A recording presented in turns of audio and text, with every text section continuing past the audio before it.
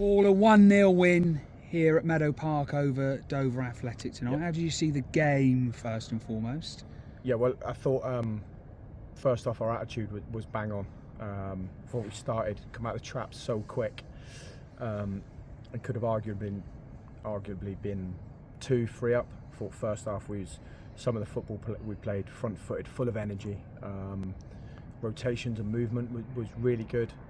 We scored a really good goal, and then we hit the bar twice, and we had gotten great opportunities to really put Dover to bed. And then second half was a little bit of a non-event, wasn't it? It was a bit like just played at quite a slow pace and a bit of a non-event. We didn't have to exert ourselves too much defensively.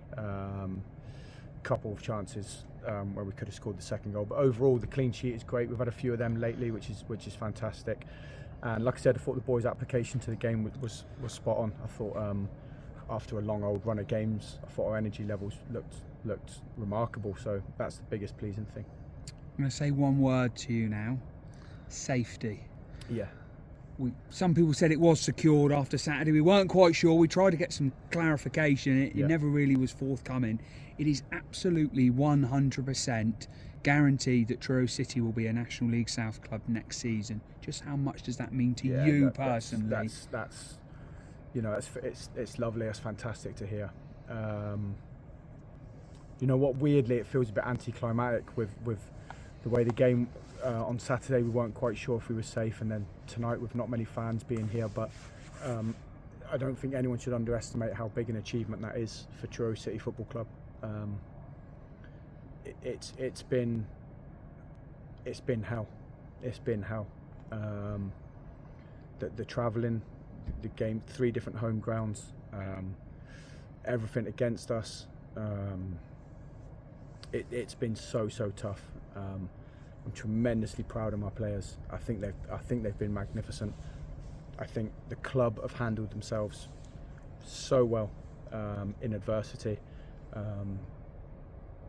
Kept our dignity, kept our mouth shut when we had to, because there was a lot of times when we could have vented a lot of anger at a lot of people, but we kept marching forward.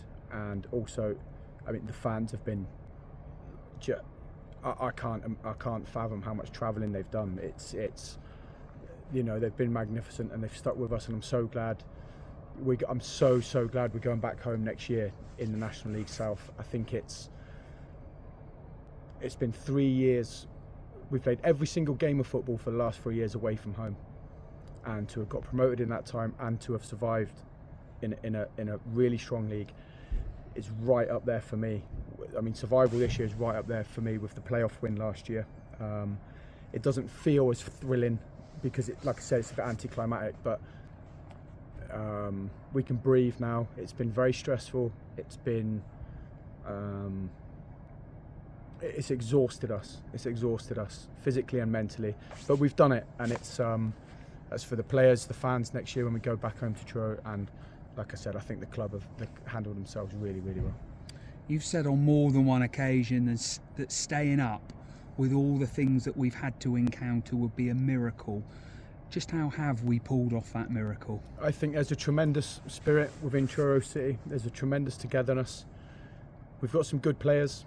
The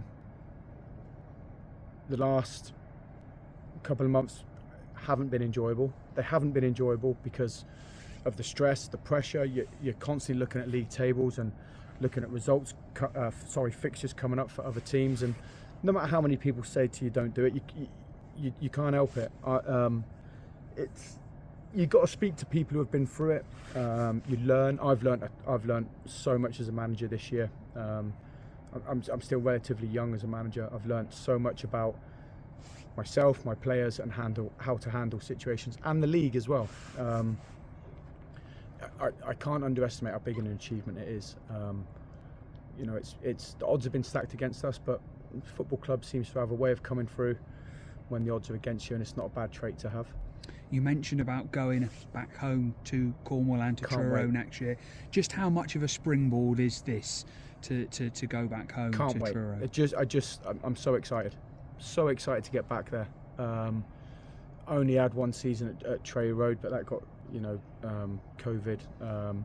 And since then, we've just been nomadic. We've just been on the road non-stop. It's comes a point the travelling's, I can't wait. I can't wait. It's going to be, the pitch, it's going to be perfect. So, it's the sooner it happens, the better.